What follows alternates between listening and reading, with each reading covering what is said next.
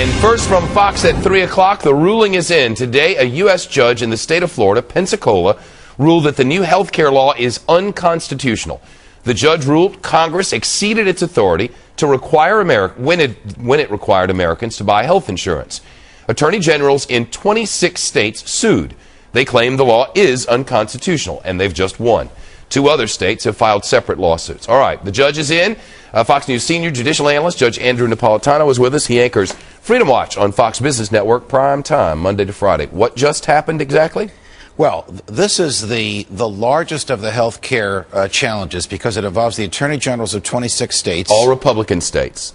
All Republican attorneys general. Right, all Republican attorneys general, so largely political. It involves individuals who challenge the individual mandate. Right. It involves health insurance companies who challenge whether the Congress can tell them how to do business. And it involves hospitals and groups of doctors who argued that they would go out of business. It appears, because we haven't seen the papers yet, they're not yet released, as though the judge did the following. He found, as did the federal trial judge Henry Hudson in Richmond, Virginia, about a month and a half ago, that the requirement that individuals purchase health insurance is beyond Congress's ability. Stated differently, the Constitution doesn't authorize the Congress to make individual people buy something. Not anything. Not anything. Not health care, not cars, not nothing. Correct. Whether it's hats to prevent you from to protect you from skin care, whether it's health insurance. He then ruled that because there is no severability clause in this, meaning if one part of it is unconstitutional, the whole thing is. It is therefore the entire act is unconstitutional. Now, Judge Hudson did not do that. Judge Hudson in Virginia ruled that only the individual mandate is unconstitutional. This was the previous lawsuit, which the Obama administration also lost. Correct. So now we have 4 lawsuits. We have 2 federal judges, one in Pennsylvania, one in Michigan, saying it is constitutional, one in Virginia, one in Florida, saying it is not constitutional. Of course, these cases will all make their way to the Intermediate Appeals Court and then eventually to the Supreme Court of the United States. Now, of interest to many of our viewers, I'm sure, will be that he has not said this law can't go forward, and I guess the reason for that is because it doesn't go into effect for a couple more years. Correct. The people challenging it, the attorneys general, the physicians, the health care providers, the insurance company executives, and the individual private citizens asked this judge to enjoin the enforcement of it, meaning to sign an order preventing the government from enforcing it. Well, since the individual mandate doesn't come into effect until 2014, there's nothing to stop the government from enforcing it. Cannot enforce it until 2014. By then, this judge expects, and I agree with him, the case will have reached the Supreme Court of the United States.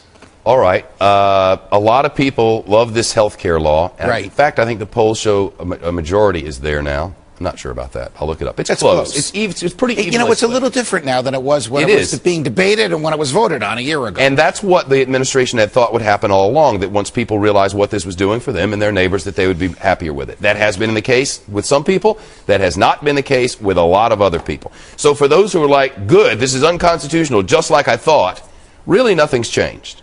Well, no, except that the parts of it that a lot of people like, even people that think the Congress should have nothing to do with this, like, for example, if you have pre-existing injuries or ailments, your insurance carrier cannot reject your coverage because of that.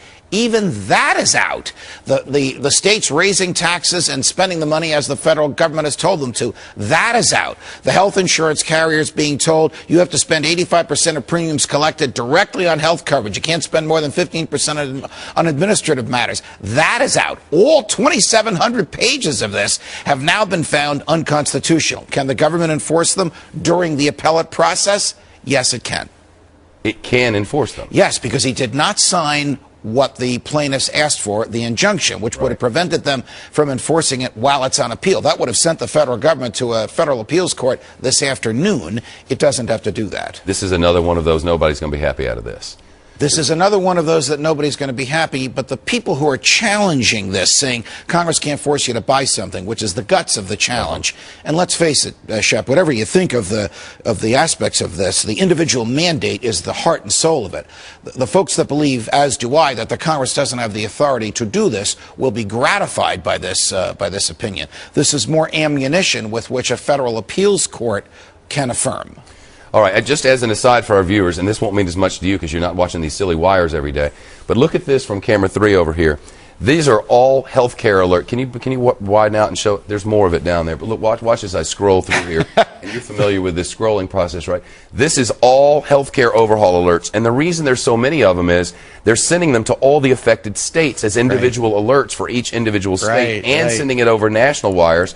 And here in the middle, we find out Liverpool has agreed to transfer the fee with Chelsea for Spain's striker Fernando Torres, which is also a very big story, but it has nothing to do with healthcare, and probably a lot of Americans don't care, but I do. Well, you know, this is great. Your viewers now see what we see. This is how we get a lot of our information. I have never seen this. I've never seen this many news alerts on one subject at one time in the 15, 16 years I've been doing this. Well, we have all been waiting for this all day. Apparently, the judge, dotted a few I's and crossed a few T's because we were expecting this at 10 o'clock this morning. And here is the final word on this, and we'll move on because there's a lot of other news today. In a challenge by 26 states, Judge Roger Vinson, Pensacola, ruled that because the individual mandate is unconstitutional and not severable, meaning you can't break it out from the rest of the thing, the entire act must be declared void. And there you have it, and there you go. And an appeal will probably be filed by the government within 30 days. And we'll rock this right onto the Supreme Court, and by the time I'm dead, it'll be fixed. I think it'll be ruled on in about 3 years. Bear in mind that there are 12 other cases before 12 other federal district court judges out there ready to pop. Get it on now. Judge, thank you. Pleasure, Chef. We'll watch for the judge on Freedom Watch today and every weekday, 8 o'clock Eastern Time, and again at 8 o'clock Pacific Time on the Fox Business Network. It is the fastest growing business news in television. It gives you the power to prosper, and if you don't get the Fox Business Network, demand it!